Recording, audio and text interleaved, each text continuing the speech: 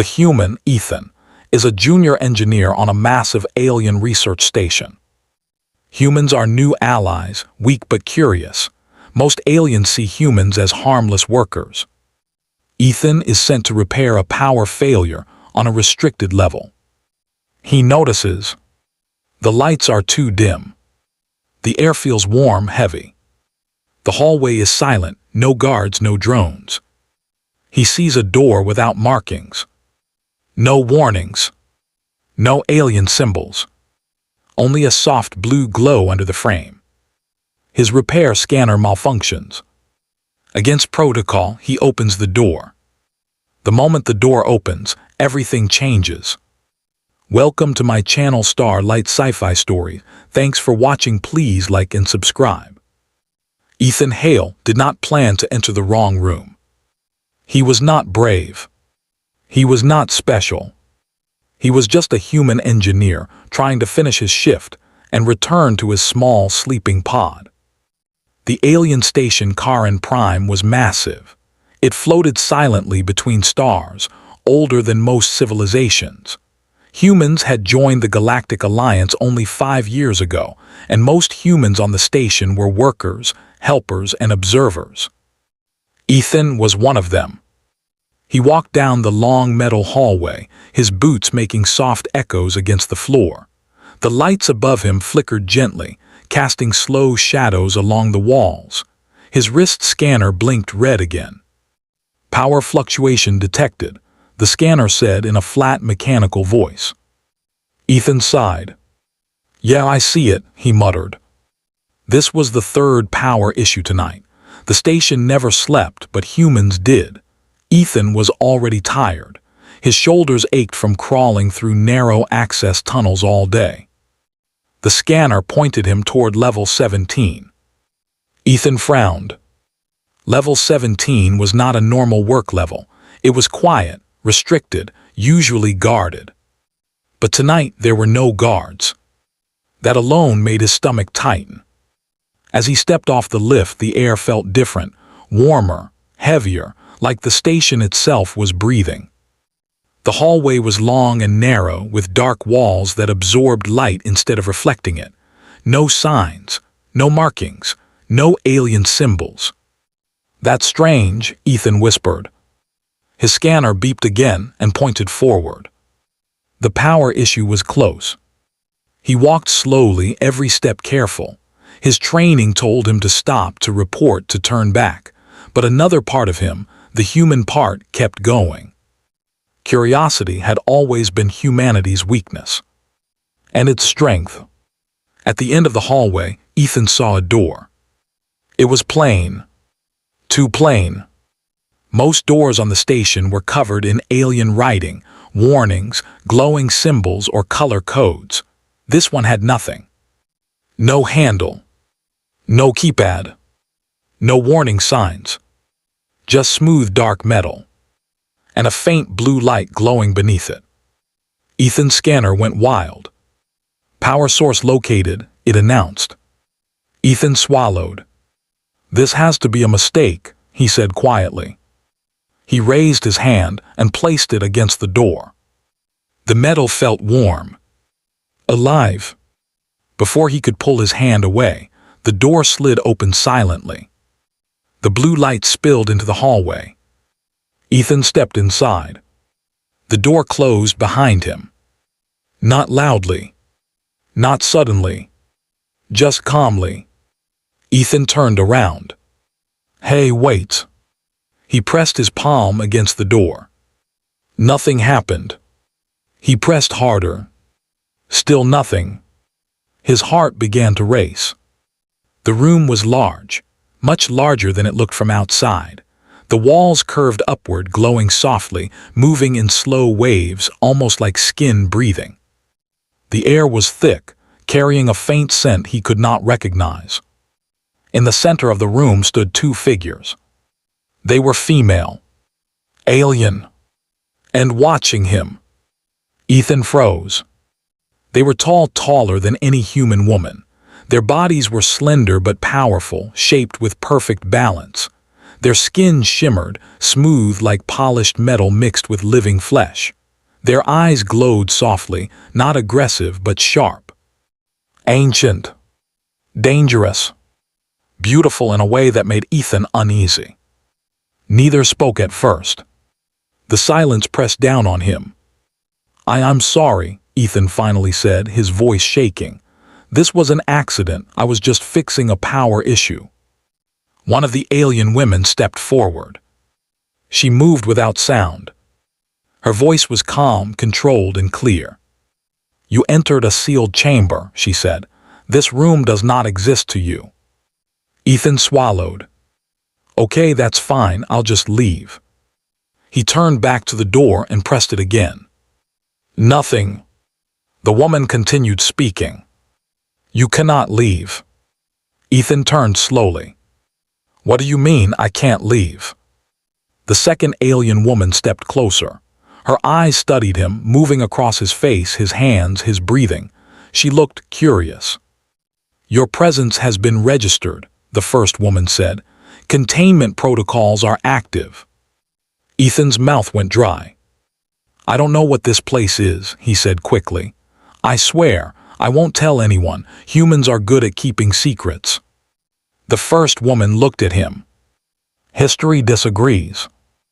Ethan felt a chill run down his spine. "Please," he said, "I just want to go home." The second woman tilted her head slightly. "Home," she repeated softly. The word seemed to affect her. The first woman turned to her. "Sail," she said firmly. "Focus." Sail nodded, but kept her eyes on Ethan. The first woman spoke again. "My name is Lyra," she said. "You are in a sanctuary chamber. We are not meant to be seen." Ethan took a small step back. What are you?" Lyra's eyes glowed brighter. "We are the last of our kind." Ethan's breath caught. He had heard stories. Old rumors whispered among station crews. Ancient species, destroyers, survivors of forgotten wars. And humans were not supposed to meet them. Ever. "I really messed up," Ethan whispered. The room suddenly reacted. Lights pulsed along the walls. A low hum filled the air. Sail looked around sharply. "He triggered a response," she said. Lyra turned back to Ethan. "Explain," she demanded.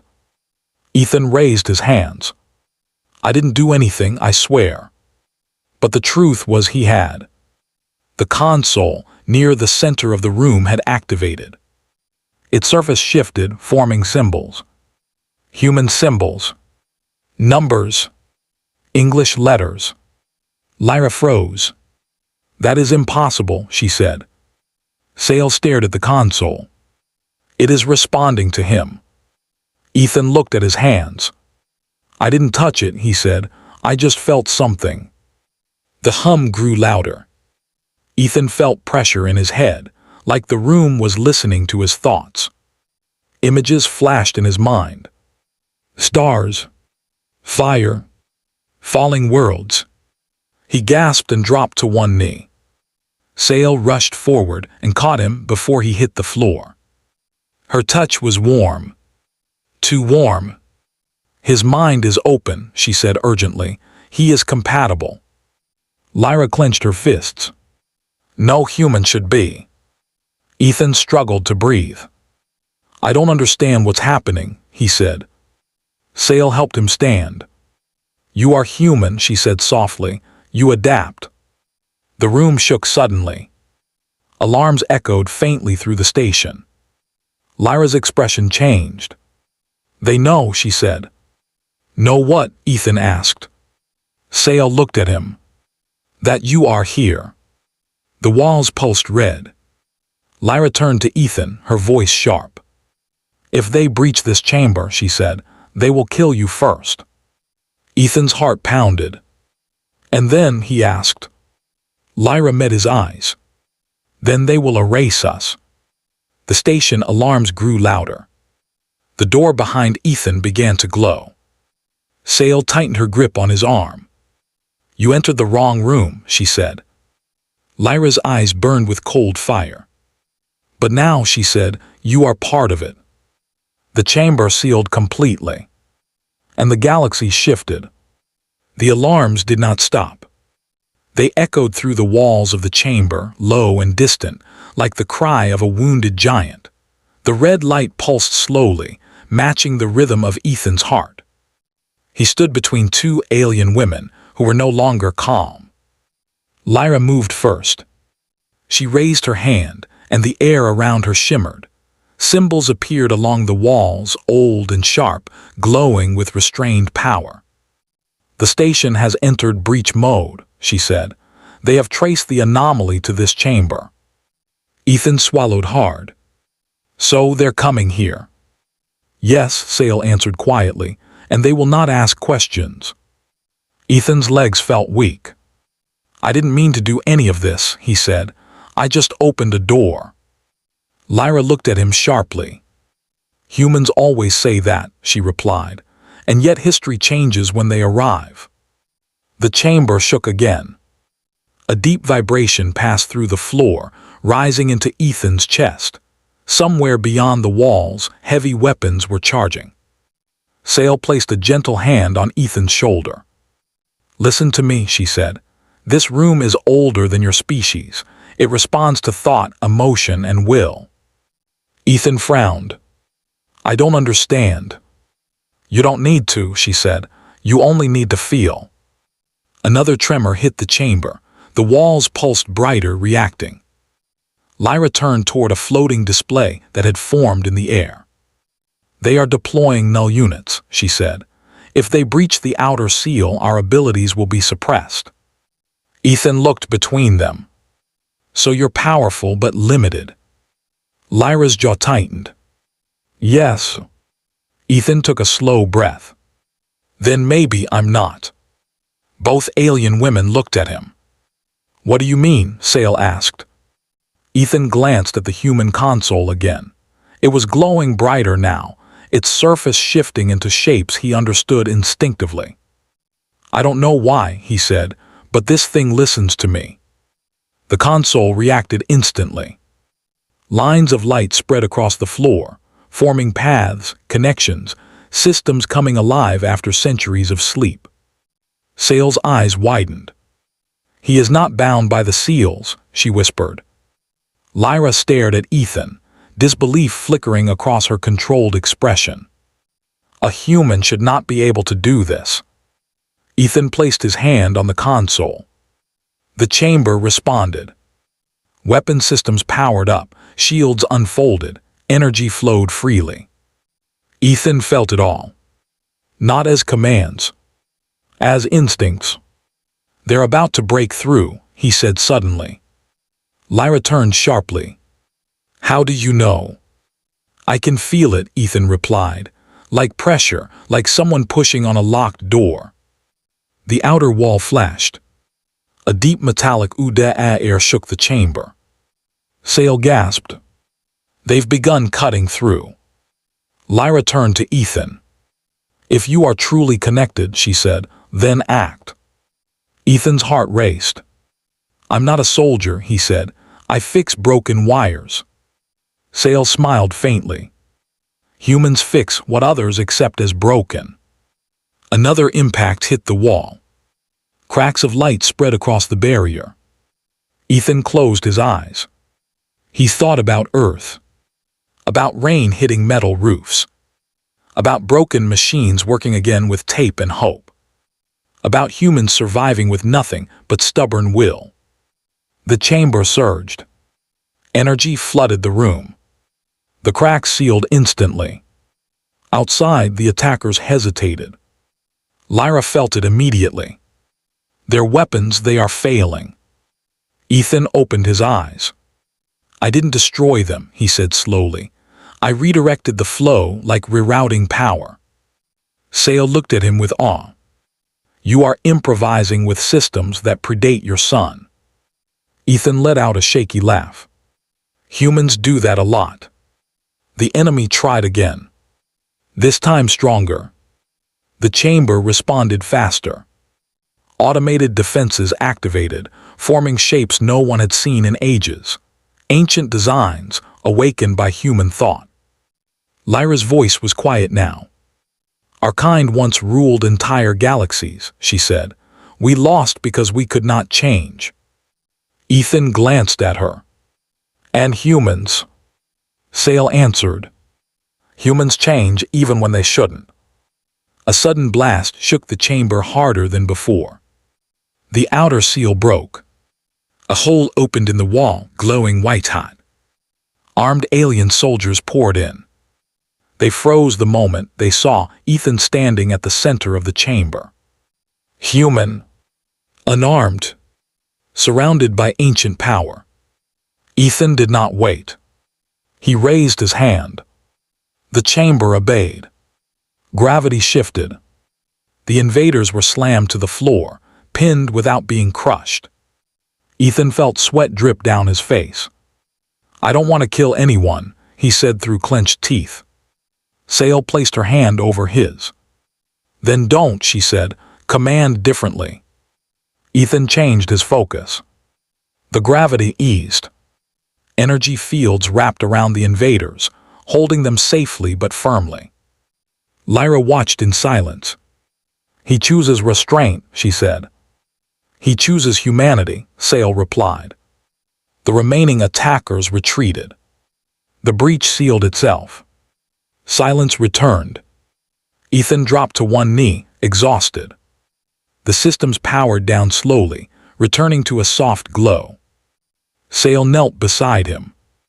"You did it," she said gently. Ethan looked up at her. "I just wanted everyone to stop." Lyra approached. She studied Ethan carefully, as if seeing him for the first time. "You saved us," she said, "and you saved them." Ethan swallowed. "So am I still trapped here?" Sale smiled. "No." Lyra raised her hand, and the door reappeared. Fully open. "You are free to leave," Lyra said. Ethan stood slowly. "What about you?" Sale looked toward the walls. "We will remain hidden," she said, "but not alone." Lyra stepped closer to Ethan. "You entered the wrong room," she said, "but humanity entered the right moment." She placed something in Ethan's hand. A small data core. "Knowledge," she said, "not weapons, not power, understanding." Ethan nodded. "I won't misuse it." "We know," Sale said. "That is why we chose you." Ethan walked toward the door. He paused. "Will I see you again?" Sale met his eyes. "When humanity is ready," she said. Ethan stepped out. The door closed silently behind him. The hallway returned to normal. No guards. No alarms. No signs that anything had happened. Ethan returned to his quarters later that night. No one questioned him. No one searched him. But the galaxy had already changed. Because a human had entered the wrong room and refused to be weak. End